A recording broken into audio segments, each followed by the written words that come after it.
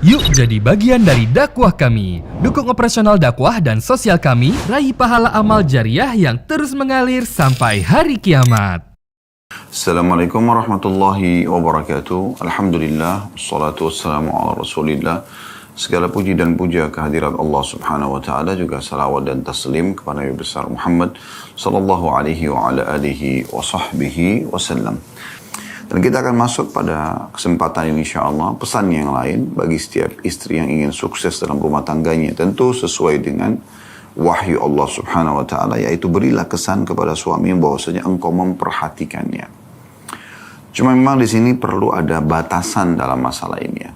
Perhatian di sini sesuai dengan apa yang dibutuhkan oleh sang suami. Dan bukan perhatian yang selalu terbawa dengan perasaan-perasaan yang akhirnya membuat suami juga jenuh. Ya.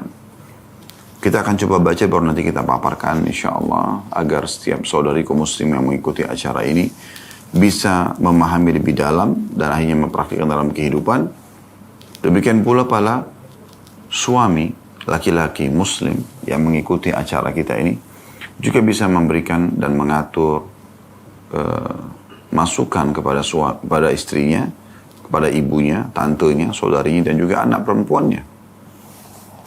Kata penulis, jika seorang suami merasa bahwa ia diabaikan di rumahnya, maka ia akan merasa sempit dan mencoba untuk senantiasa mengawasi istrinya dalam semua kesalahannya. Jadi saya ulangi lagi perkataan beliau, jika seorang suami merasa bahwa ia diabaikan di rumahnya. Jadi permasalahan di sini perhatian ada batasan di rumah. Ini yang saya bahasakan tadi. Jadi jangan sampai hanya terbawa dengan perasaan. Sehingga perhatian yang berlebihan pun bisa melampaui batas. Ya. Tapi kalau di dalam rumah memang perlu perhatian ekstra. Dari penampilan, penataan rumah, ya. Keadaan, suasana, situasi yang tenang. Karena memang dia sudah penat dari luar rumah. Kemudian makanan yang cocok dan layak misalnya. Nah ini, semuanya ini adalah hal-hal yang sangat mendukung ya sang suami akhirnya merasa terperhatikan. Dan kalau sudah sang suami merasa diperhatikan, maka itu luar biasa karena sifat kepemimpinannya akan tersentuh dan dia akan melindungi, menaungi, memenuhi kebutuhan. Itu efeknya. Jadi batasannya adalah di rumah ya. Kenapa saya bahasakan di rumah? Karena ada sebagian wanita dia dahulukan perasaan. Apa yang terjadi? Baru saja dia ngobrol sama suaminya, terpenuhi semua kebutuhan keduanya dari biologis, bermesraan, bercanda, ya, bercengkrama satu sama yang lain, dan saling meminta saran, pendapat, diskusi, ya, misalnya. Kemudian pada saat suami keluar rumah, yang di benak setiap laki-laki pada saat keluar rumah adalah bekerja. Dan bagaimana dia bisa produktif, maksimal gitu kan. Hanya saja kadang-kadang ada istri yang tidak paham masalah ini. Sehingga akhirnya baru saja suaminya starter mobil atau motor, sudah ditelepon. Bahasa dia ini adalah bentuk perhatian. Nah, ini bukan pada tempatnya saudariku muslimah. Saya ulangi lagi, ini bukan pada tempatnya. Karena pikiran sang laki-laki ini adalah sekarang dia bekerja. Bukan saatnya Anda menelpon di saat itu. Nah, kalau terbawa perasaan, oh inilah bentuk perhatian, gitu kan.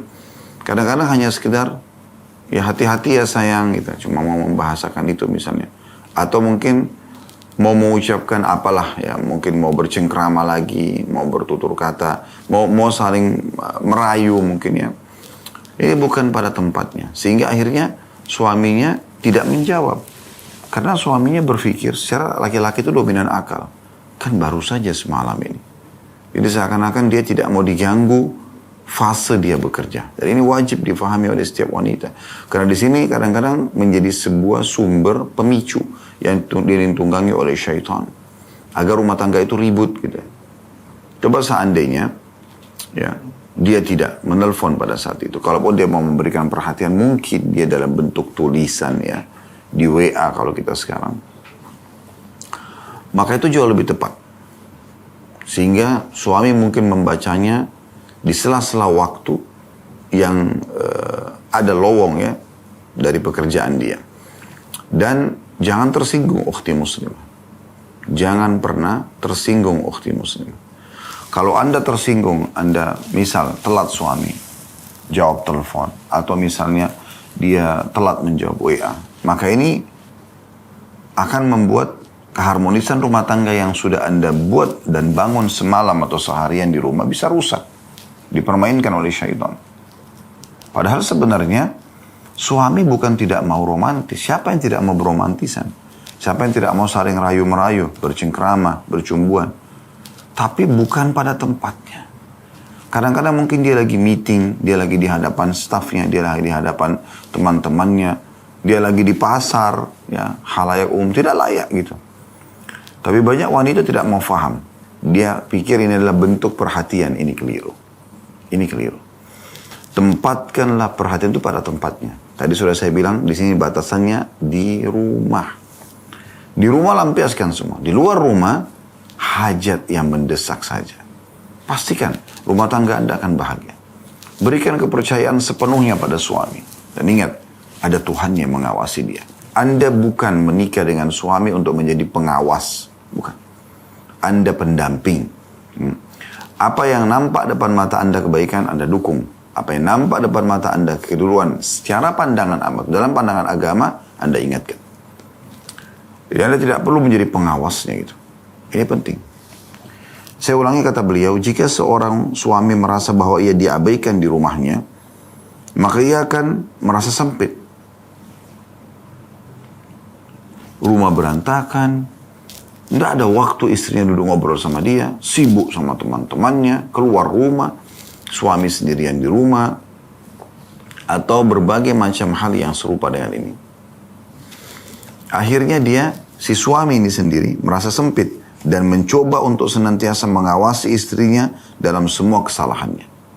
Kenapa kok istri saya begini? Mungkin ada laki-laki lain, mungkin itu. Akhirnya dia juga serba ketat dengan peraturan yang dia punya wewenang di situ.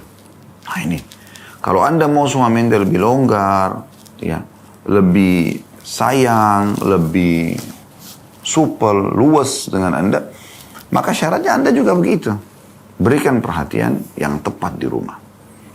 Selalu ada di sebelahnya, ya.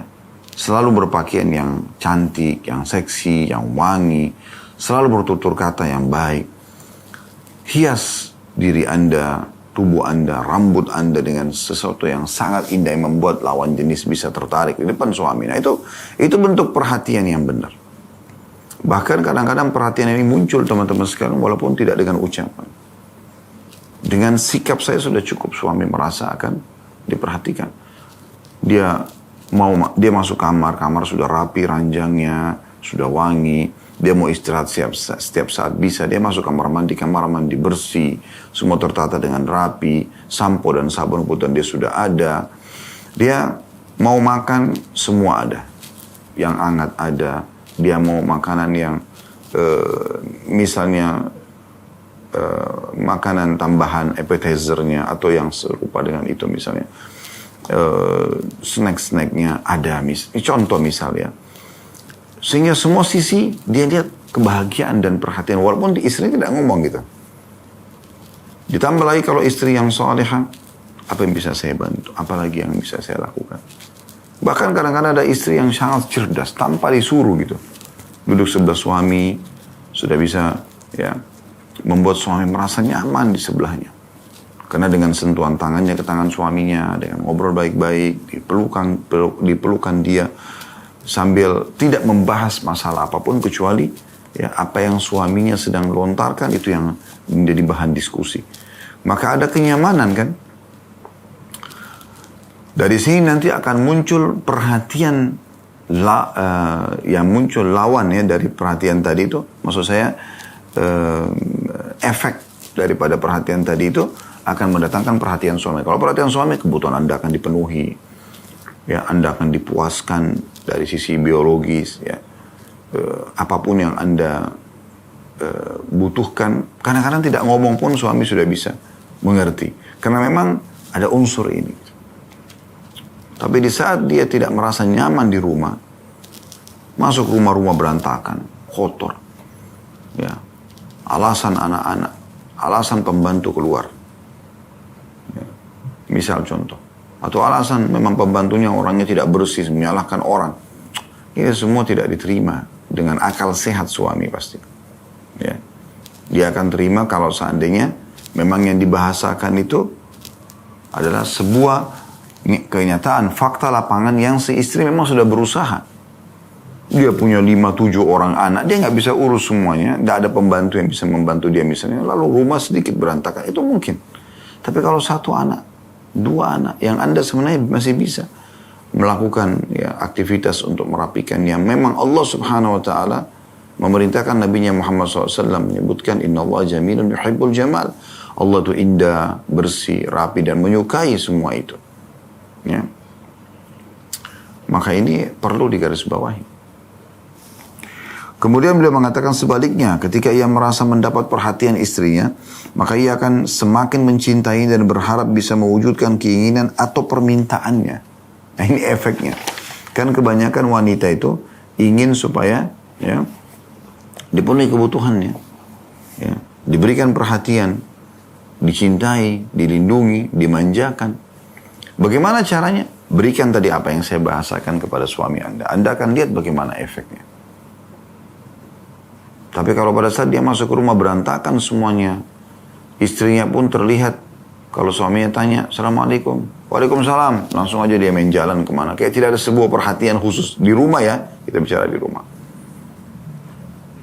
Suaminya ingin pada saat datang itu disambut oleh istri depan pintu. Disambut, duduk di sebelahnya pada saat dia masih membuka kaos kakinya. Terus kemudian dengan hangatnya diberikan segelas minuman, mungkin kesukaan dia gitu kan. Walaupun masih di ruang tamu misalnya. Atau misalnya didampingi saja sudah dengan wajah yang berseri, senyum ya. Karena Allah Subhanahu Wa Taala, karena Allah perintahkan setiap istri agar membahagiakan suaminya, agar senang kalau dipandang oleh suaminya. Begitu yang disampaikan oleh Nabi SAW, wanita ahli surga, wanita yang kalau kau lihat padanya, kau akan senang. Kalau kau perintahkan, dia akan patuh. Dan kalau kau sedang tidak ada, dia akan menjaga kehormatannya. Ya. Jadi memang seperti itu. Maka ada ketentraman jiwa. Efeknya, ya, dia akan memberikan perhatian. Tapi di saat ini semua hilang, dicuekin. Di sana sini anak-anak bermain-main berantakan, dan si ibu ini terus dari tadi apa fungsi? Kenapa dia nggak nasihatin? Berjam-jam dia bersama anak-anak. Saya yakin kalau setiap ibu itu mau memang menjalankan tugasnya dengan baik, tidak akan ada anak-anaknya yang memberantakin sana sini. Karena dia bisa memberikan masukan, dia bisa mengajak, dia bisa merangkul mereka. Berjam-jam dia bersama sebelum suaminya pulang ke rumah misalnya. Mungkin sekali 2 kali, tapi kalau setiap saat dia pulang selalu berantakan seperti ini. Anda tahu kenapa orang pergi ke hotel liburan? Padahal hotel itu kamar, disewa per kamar kan?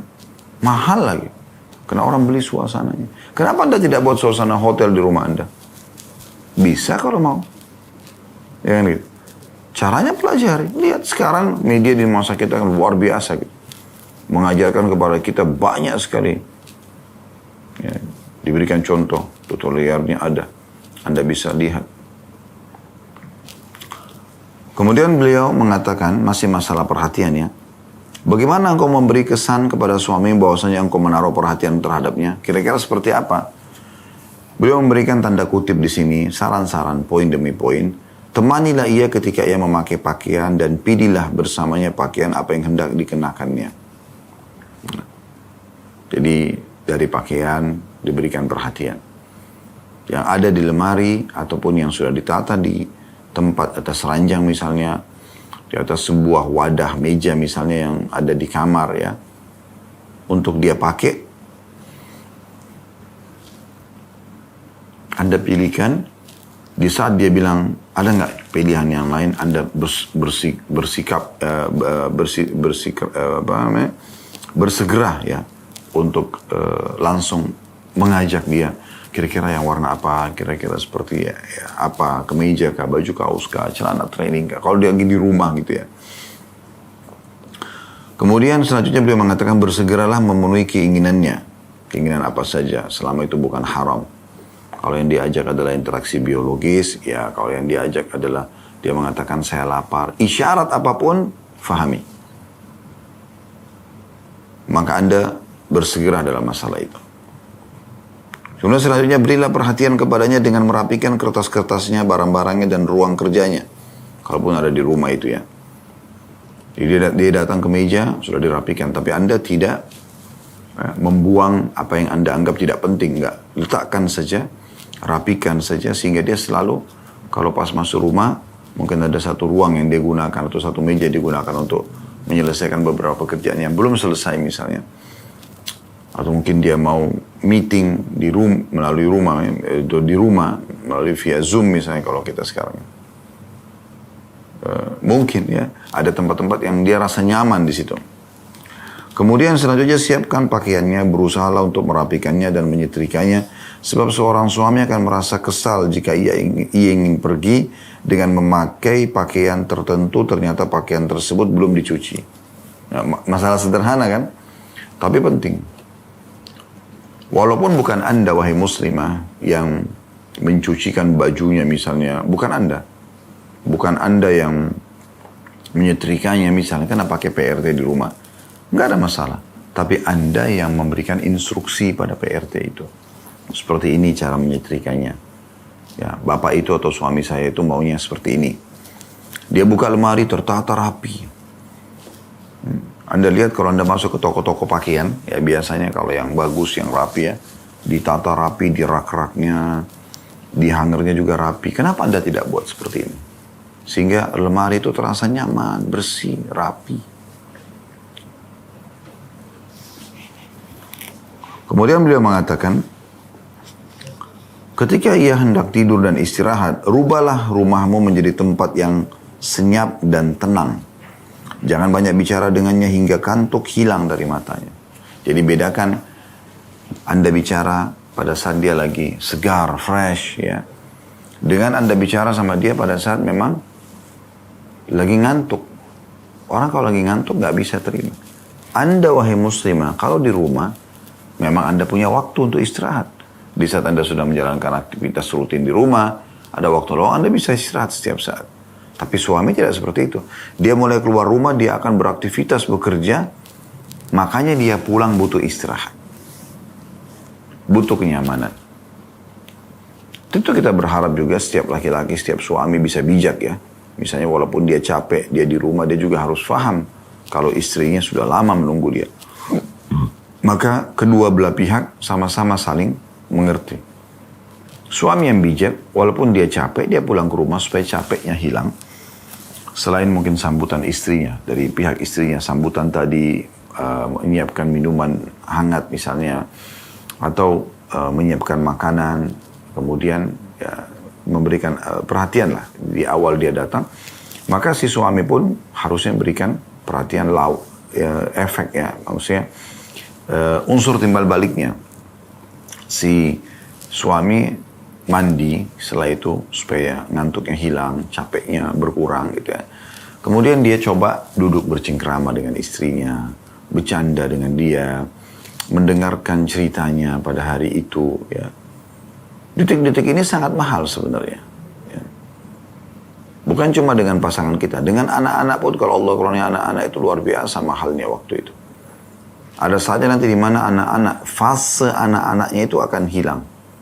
Kemudian dia beranjak remaja. Ini fasenya sudah beda lagi.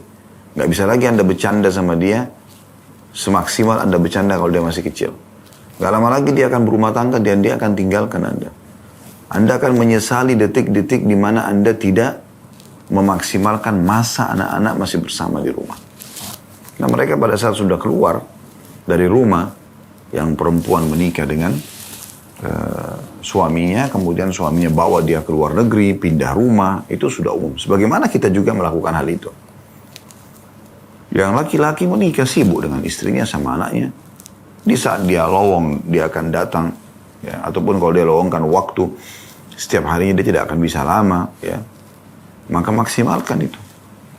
Itu juga dengan suami dan istri ini. Walaupun waktu kita lama atau banyak bersama dia, tetap aja maksimalkan. Dan selalu perbaharui cinta di setiap detik-detik di mana ada kesempatan dari kehidupan kita. Kemudian selanjutnya, jadi ini usahakan kalau mau tidur, hening, senyap, sehingga istirahat maksimal. Kemudian selanjutnya termasuk perkara yang membuatmu mengabaikan suamimu, ialah engkau sibuk dalam waktu yang lama di depan telepon tanpa ada keperluan yang mendesak. Jadi walaupun suami duduk di sebelah, lagi duduk di meja makan, si istri pegang handphone. Kenapa enggak dari tadi sebelum suami datang? Duduk di sofa diajak ngomong sama suaminya, dia juga main handphone.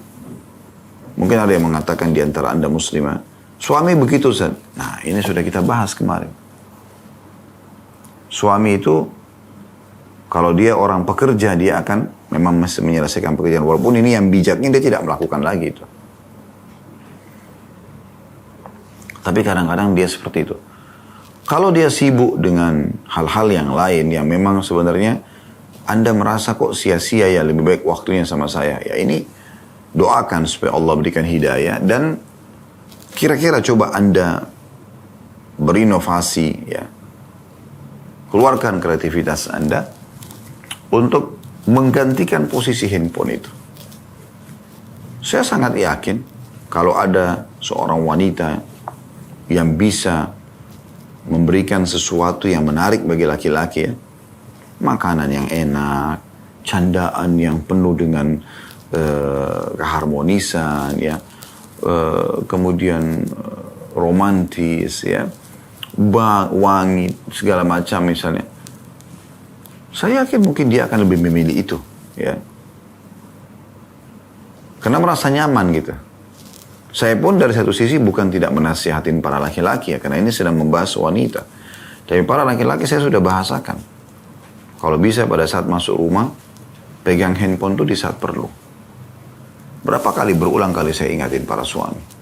Kalau sudah masuk rumah, urusan kerjaan usahakan sudah selesai. Dan Anda masuk rumah, pegang handphone di saat perlu saja. Sehingga menjadi pendidikan yang baik buat istri gitu. Itu juga saya nasihatin. Cuma memang karena bahasan kita sedang muslimah, maka saya fokus membahas kepada Anda.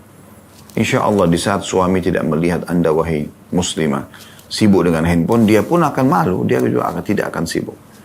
Dan sekali lagi saya pun menasihati semua laki-laki, kalau sudah masuk rumah, saat darurat pegang handphone. Memang betul-betul misalnya orang tua kita lagi telepon, ada memang harus telepon yang dijawab, tidak bisa tidak ya. Mungkin. Atau mungkin ada kita sedang mempersiapkan materi akan meeting besok, tapi kita bahasakan kepada istri saya sepertinya besok ada meeting, saya harus menyusun dan segala macam gitu. Nah itu bisa saja, itu nggak ada masalah ya. Tapi kita bahasakan dan batasi waktunya. Kemudian selanjutnya, berbicara lewat telepon saat ada suamimu tanpa ada kepentingan yang mendesak akan memberi kesan bahwa engkau tidak memberikan perhatian kepadanya. Karena kadang-kadang kan ada orang seperti itu. Dia tidak memberikan kesan perhatian karena memang suami makan yang penting sudah disiapkan, dia langsung saja main telepon teman-temannya sambil ketawa-ketawa ya. Kemudian kesannya dia kayak lebih romantis tanda kutip sini bagi suaminya dengan teman-temannya daripada suaminya. Pernah nggak Anda mendengarkan wahai muslimah, suami mengatakan, kok sama teman-temannya begitu sih, sama saya enggak misalnya. Karena biasa begitu. Ya. Kemudian juga beliau mengatakan, jangan sampai pembicaraanmu lewat telepon melalaikanmu dari pekerjaan-pekerjaan rumah yang menantimu. Jadi maksudnya, kalau emang tunjukkan kepada teman-teman Anda, kalau pekerjaan rumah itu penting, menemani suami penting, ya memberi makan, memberikan perhatian kepada anak-anak lebih penting daripada berbicara sama teman-teman. Yang ujung-ujungnya kadang-kadang mereka itu karena sudah ada 5-6 pembantu di rumahnya, dia banyak waktu lowong, suaminya sudah pergi kerja, maka dia tidak tahu harus buat apa, dia tidak terfikir juga untuk beraktivitas menuntut ilmu syar'i misalnya. Maka dia pun sibuk dengan menelponi teman-temannya. Padahal teman-temannya punya aktivitas banyak. Mungkin anaknya ada 3, segala macam. Untuk apa mengganggu orang lain gitu. Nah ini terjadi. Kemudian beliau mengatakan jangan merasa tidak enak meminta maaf kepada orang yang berbicara bersamamu lewat telepon guna menunaikan pekerjaanmu atau duduk bersama suamimu. Maaf ya, suami saya sudah ada, saya harus duduk sama dia. Oh kamu gini, sebentar dengerin saya dulu. Enggak, maaf, kita akan bicara lagi besok. Ya, misal, maaf anak saya lagi menangis. Anak saya lagi butuh saya bantu untuk belajar misalnya. Nah seperti itu. Dan itu bukan aib untuk kita bahasakan. Kemudian beliau mengatakan juga, di antara hal terpenting yang menunjukkan perhatianmu kepada suami ialah engkau berkeinginan keras untuk menunaikan hak-haknya yang diperintahkan Allah Subhanahu wa taala kepadamu. Jadi beliau mengatakan, lalu beliau membuat sebuah subjudul, ya, judulnya itu jagalah hak-hak suamimu. Jagalah hak-hak suamimu. Beliau mengatakan ketahuilah bahwa hak-hak suamimu atas dirimu sangatlah besar. Sangatlah besar. Dan dengan menjaga hak-hak atau dengan menjaga hak-haknya, hak-hak suami, ya, maka seperti engkau menjaga hak-hak Allah. Artinya memang ini perintah dari Allah Subhanahu wa taala. Perhatikan itu ya. Lalu beliau menyebutkan 7 hak suami dalam pandangan yang difahami oleh Dr. Najla. Jadi artinya kalau hak suami berarti kewajiban Anda wahai muslimah. Tentu sekali lagi ya, kita sedang membahas tentang istri, tentang wanita. Ada juga hak-hak istri yang merupakan kewajiban suami, gitu kan? Tapi kita sedang membahas tentang masalah wanita di sini. Yang pertama, tidak menolak bila suami mengajakmu ke ranjang. Ini sangat pekah ini. Masalah interaksi biologis. Ya. Dan interaksi biologis ini, teman-teman sekalian, harus diikuti dengan semua ya kemasannya. Jadi bagaimana sih ya supaya syahwat itu bisa bangkit? Ya. Sudah sering kami kasih contoh, kalau misal kita berbicara naudzubillah tentang pelacur-pelacur di luar sana, apa yang mereka jual? Coba Anda renung. Padahal mereka itu rusak akhlaknya, ya, rusak biologisnya, mungkin berpenyakitan gitu. Tapi kenapa selalu ada saja konsumennya? Karena mereka menjual apa yang fitrah secara alami sebenarnya bisa membagikan syahwat, baju yang seksi, ya, godaan, gerakan badan, bahasa tubuh, ya, yang kira-kira memang bisa menggoda gitu kan. Kemudian mau mendengarkan curhatan laki-laki yang sedang bermasalah ini. Sehingga akhirnya laki-laki itu tergoda, terpengaruh. Terjadilah perzinahan wa na'udzubillah yang Allah haramkan dengan wanita yang sebenarnya buruk. Tapi karena fitrah dasar ya, atau sesuatu yang sangat mendasar yang dibutuhkan dalam hal syahwat ini terdapat pada wanita ini, maka si laki-laki tadi merasa ada satu sisi yang istrinya tidak dipenuhi oleh wanita ini. Bahkan kadang-kadang ada laki-laki yang berpikiran pendek.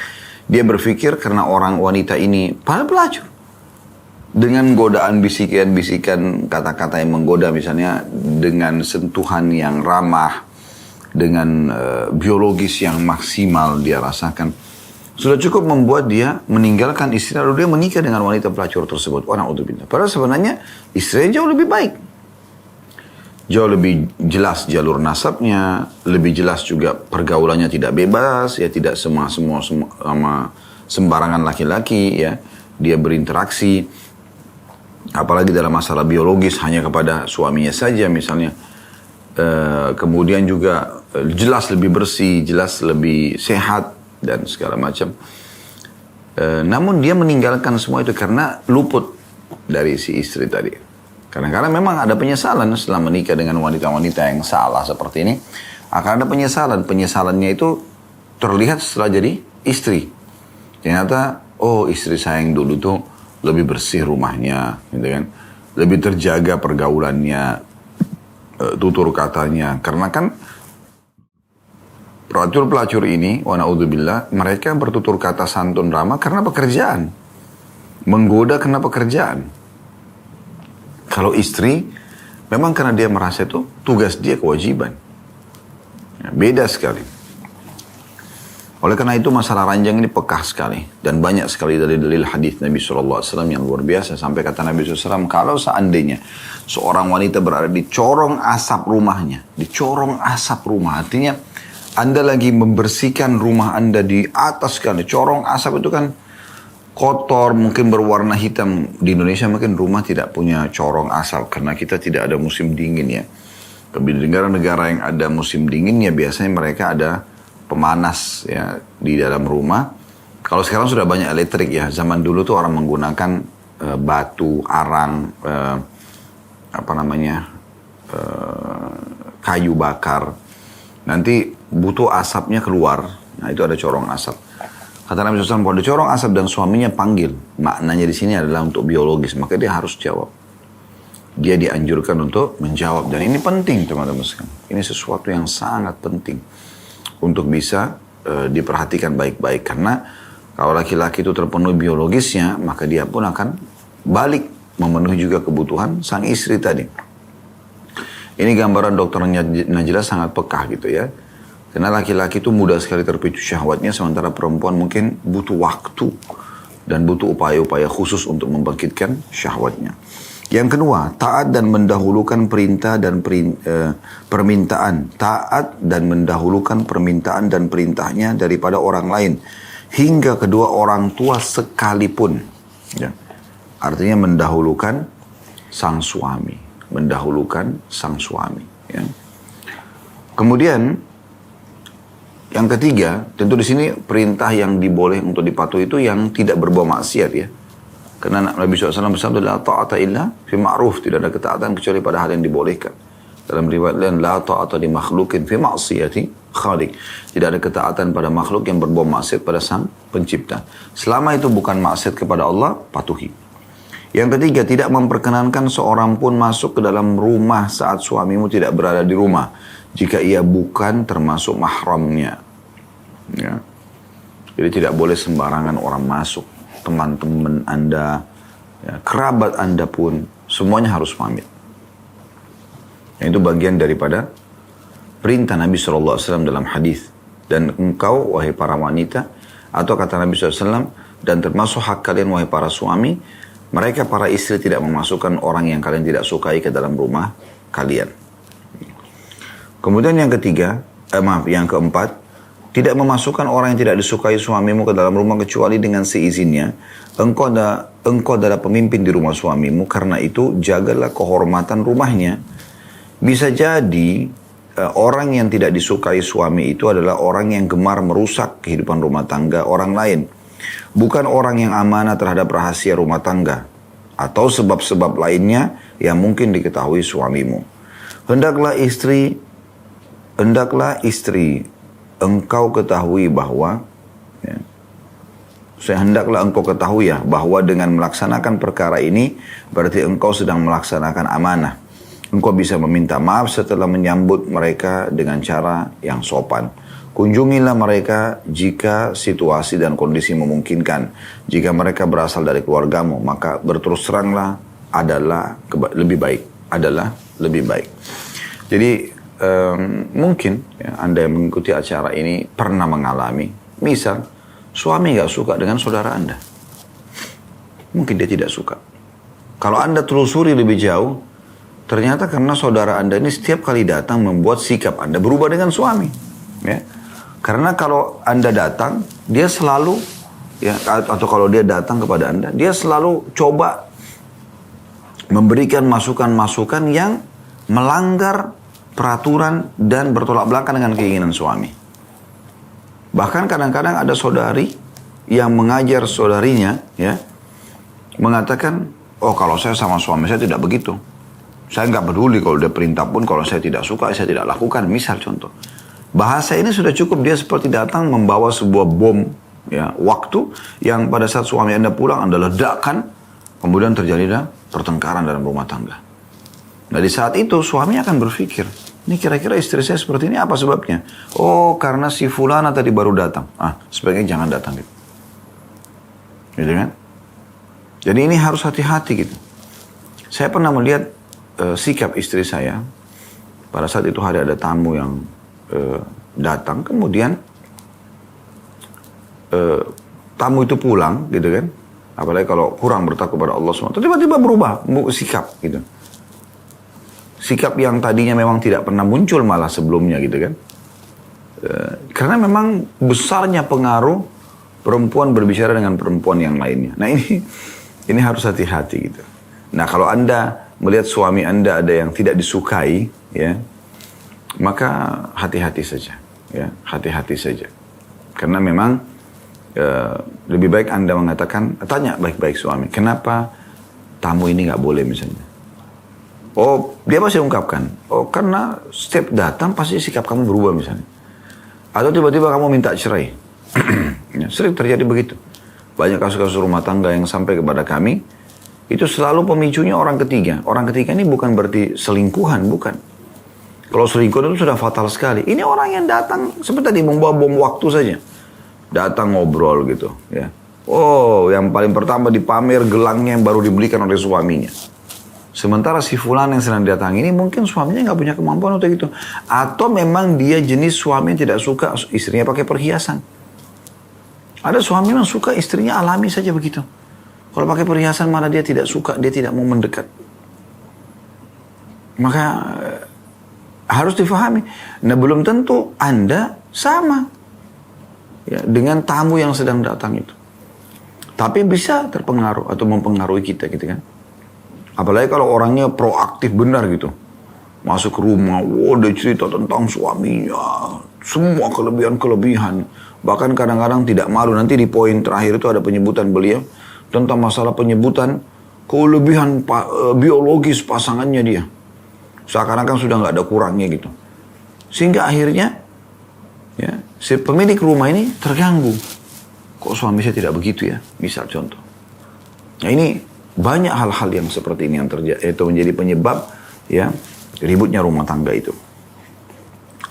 Kemudian yang kelima, jangan berpuasa kecuali dengan seizinnya. Maksudnya puasa sunnah di sini ya. Kalau puasa wajib kayak Ramadan tidak perlu izin gitu. Karena Nabi SAW bersabda, la yahillu lil mar'ati an tasuma zawjuha syahidun illa biidni wa la ta'dzana fi baiti illa biidni. Tidak halal bagi wanita untuk berpuasa saat suaminya berada di rumah, kecuali dengan seizinnya. Dan tidak halal baginya untuk memberi izin masuk seseorang ke dalam rumahnya, kecuali dengan seizin suaminya juga. Jadi saya ulangi lagi, tidak halal bagi wanita untuk berpuasa saat suaminya berada di rumah, kecuali dengan seizinnya. Misalnya Anda biasa puasa Senin Kamis, kayak hari ini hari Kamis misalnya. Suami Anda kebetulan lagi ada di rumah. Kalau suami lagi di luar rumah kan tidak ada masalah, karena dia mungkin tidak butuh ditemani makan, tidak butuh biologis, karena memang lagi jauh gitu. Lagi di tempat kerja misalnya. Tapi kalau dia lagi di rumah, dia lagi cuti. Ada besok mau puasa misalnya, anggaplah ini hari Rabu atau hari Ahad. Besok hari Kamis mau puasa atau besok hari Senin mau puasa. Maka Anda izin dengan dia. Karena Nabi SAW mengatakan tidak halal. Artinya tidak diterima puasa sunnah itu tanpa izin suami. Dan tidak halal baginya untuk memberi izin masuk seseorang ke dalam rumahnya kecuali seizin suaminya juga. Ya siapapun yang Anda mau masukkan ke dalam rumah, izin dulu. Lalu dikatakan sini puasa yang dimaksud sini adalah puasa sunnah, bukan puasa fardu atau puasa wajib. Hal itu dimaksudkan untuk melindungi haknya dalam menggauli istrinya, maksudnya biologis ya.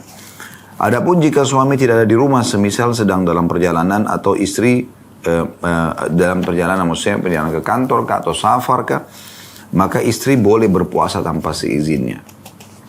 Yang keenam, tidak keluar rumah kecuali dengan seizin suami. Hal ini untuk menghormatinya dan melaksanakan perintahnya. Ya. Jadi kalau mau keluar kemanapun, walaupun suami sedang tidak bersama di satu kota atau di satu negeri atau satu negara, tetap saja dia harus izin. Mungkin suami saya balasnya lama Ustaz, tidak masalah, informasikan. Atau kalau perlu pas lagi bersama, bahasakan baik-baik. Bilang sama dia, kalau saya minta izinnya dari sekarang, kalau saya ingin begini dan begitu. Karena ini perintah Allah, bukan perintah suami di sini.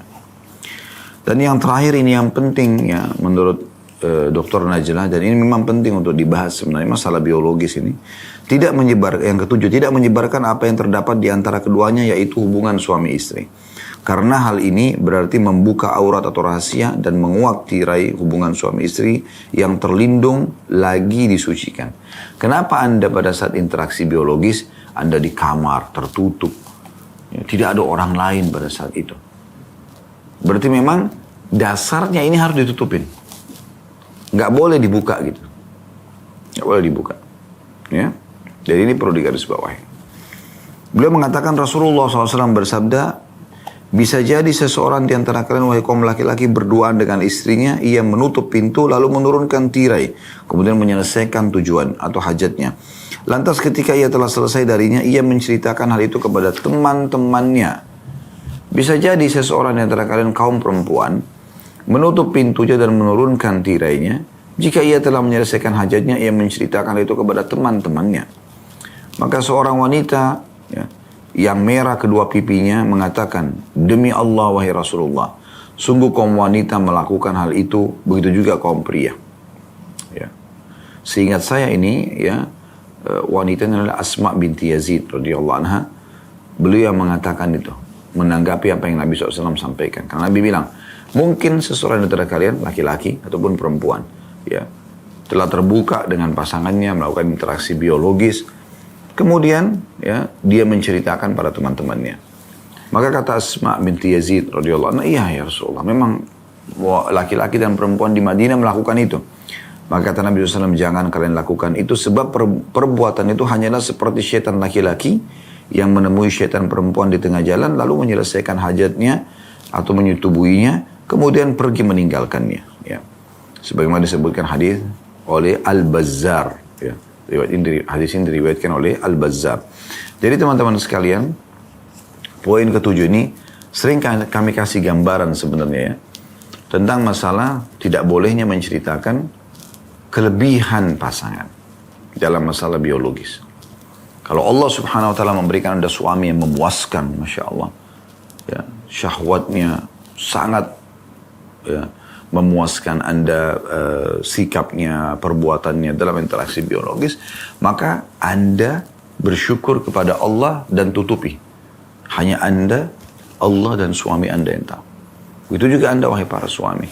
Pada saat Allah berikan Anda istri yang sangat memuaskan Anda, udah Anda syukuri antara Anda sama Allah dan istri Anda. Tidak boleh keluar. Dilarang dalam syariat untuk keluar. Bahkan ada sebuah hadis, kata Nabi SAW, sesungguhnya orang yang paling buruk kedudukannya di sisi Allah pada hari kiamat adalah seorang laki-laki yang telah terbuka dengan suaminya, dengan istrinya. Seorang suami yang telah terbuka dengan istrinya, maksudnya terjadi interaksi biologis, tidak menggunakan lagi pakaian, dan seorang istri yang telah terbuka dengan suaminya, kemudian salah satunya atau keduanya menceritakan perbuatan tersebut. Ini orang yang paling buruk di sisi Allah Subhanahu Wa Taala pada hari kiamat. Dan ada efek secara kehidupan sosial yaitu kalau seandainya Anda menceritakan apa yang merupakan kelebihan pasangan Anda. Misalnya contoh laki-laki dapat istri yang memuaskan dia cerita sama 4-5 orang temannya. Kebetulan teman-temannya ini istrinya tidak seperti itu.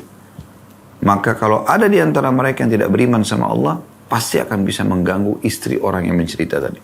Bahkan si perempuan ini bisa tersentuh secara perasaan karena hal-hal pekah yang mungkin tidak ada yang tahu kecuali suaminya bisa ditahu oleh laki-laki lain. Gitu kan? Akhirnya terjadilah perselingkuhan. Atau Anda wahai muslimah, Anda mendapatkan suami yang Masya Allah memuaskan Anda, kemudian Anda cerita dengan 4-5 orang teman Anda, mungkin suami mereka tidak begitu. Maka apa yang terjadi? Dia akan mengganggu suami Anda. Itu efek dalam kehidupan sosial. Ini bahaya sekali. Oleh karena itu dalam Islam dilarang masalah ini. Ini 7 poin yang dianggap oleh Dr. Najlas sebagai kewajiban istri. Kewajiban istri. Sementara kalau yang pernah kami susun dalam bahasan masalah manajemen rumah tangga Islami itu, kewajiban istri adalah mentaati suami. Ini semua poin-poin hampir semuanya masuk dalam ketaatan pada suami. Kemudian melayani biologisnya, kemudian tidak melakukan puasa sunnah atau aktivitas lain kecuali dengan izinnya. Ini kurang lebih gambaran umumnya tentang masalah kewajiban istri. Jadi itu tidak banyak sebenarnya. Dengan itu saja Anda sudah dapat keutamaan hadis Nabi SAW, tidak ada seorang wanita yang menjaga 5 waktu sholat yang puasa Ramadannya dan mentaati suaminya, kecuali pasti Allah akan masukkan dia dari 8 pintu surga yang manapun dia inginkan pada saat dia meninggal. Begitu saya teman-teman sekalian, kalau ada benar dari Allah, kalau sadar saya mohon dimaafkan. Subhanakallahumma bihamdika, asyhadu an la ilaha illa anta astaghfiruka wa atubu ilaik. Wassalamualaikum warahmatullahi wabarakatuh.